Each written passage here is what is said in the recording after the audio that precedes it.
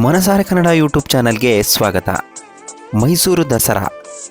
ಮೈಸೂರು ದಸರಾದ ಇತಿಹಾಸ ಮತ್ತು ಮೈಸೂರಿನ ದಸರಾ ಬಗ್ಗೆ ಒಂದಷ್ಟು ತಿಳ್ಕೊಳ್ಳೋಣ. ಅದಕ್ಕೂ ಮೊದಲು ಯಾರು ನಮ್ಮ ಚಾನಲ್ನ ಫಸ್ಟ್ ಟೈಮ್ ನೋಡ್ತಾ ಇದ್ದೀರೋ ಈಗಲೇ ಸಬ್ಸ್ಕ್ರೈಬ್ ಮಾಡಿ, ಹಾಗೆ ಪಕ್ಕದಲ್ಲಿರೋ ಬೆಲ್ ಬಟನ್ ಒತ್ತಿ. ದಶ ಅಂದರೆ 10, ಹರ ಅಂದರೆ ಸೋಲಿಸುವುದು. ದಶಹರ.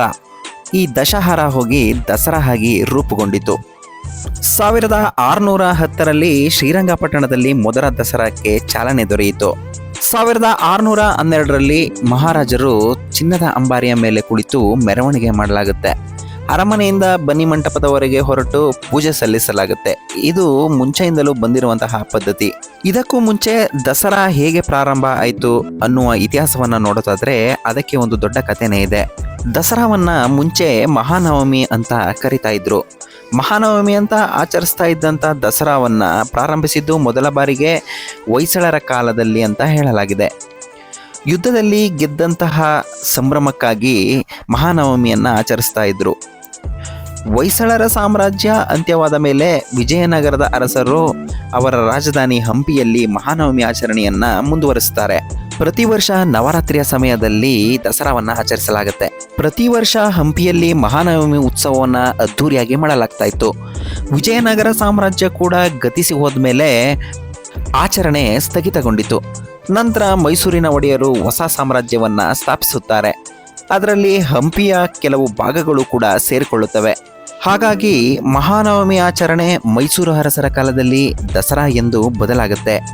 14ನೇ ಶತಮಾನದಿಂದ ನಮ್ಮ ನಾಡಹಬ್ಬ ದಸರಾವನ್ನು ನಾವು ಆಚರಿಸಿಕೊಂಡು ಬರ್ತಾ ಇದ್ದೀವಿ. ಇದು ನಮ್ಮ ಕರ್ನಾಟಕದ ಹೆಮ್ಮೆ. ಮೈಸೂರು ದಸರಾ ವಿಶ್ವವಿಖ್ಯಾತಿಯನ್ನು ಪಡೆದುಕೊಂಡಿರೋದಕ್ಕೆ ಈ ದಸರಾ ಕೂಡ ಸಾಕ್ಷಿ. ಹಾಗಾಗಿ ನಮ್ಮ ಮೈಸೂರು, ನಮ್ಮ ಕರ್ನಾಟಕ, ನಮ್ಮ ಹೆಮ್ಮೆ ಅಂತ ಹೇಳಿದ್ರೆ ತಪ್ಪಾಗೋದಿಲ್ಲ. ವಿಜಯದಶಮಿಯ ಆಚರಣೆಗೆ 3 ಪ್ರಮುಖವಾದಂತಹ ನಂಬಿಕೆಗಳಿದೆ. ಒಂದು, ಪಾಂಡವರು ಅಜ್ಞಾತವಾಸದ ಕೊನೆಯ ದಿನ ಬನ್ನಿ ವೃಕ್ಷದಲ್ಲಿ ಶಸ್ತ್ರಾಸ್ತ್ರಗಳನ್ನು ಇಟ್ಟು ಪೂಜೆಯನ್ನು ಸಲ್ಲಿಸಿದಂತಹ ದಿನ. 2, ಶ್ರೀರಾಮ ರಾವಣನ ವಿರುದ್ಧ ವಿಜಯವನ್ನು ಸಾಧಿಸಿದಂತಹ ದಿನ. ಇನ್ನು 3ನೇದಾಗಿ ಮಹಿಷಾಸುರನನ್ನ ಚಾಮುಂಡಿ ಹತ್ಯೆ ಮಾಡಿದಂತಹ ದಿನ. ಹಾಗಾಗಿ 10ನೇ ದಿನ ವಿಜಯದಶಮಿಯನ್ನ ಅದ್ಧೂರಿಯಾಗಿ ಆಚರಿಸಲಾಗುತ್ತದೆ.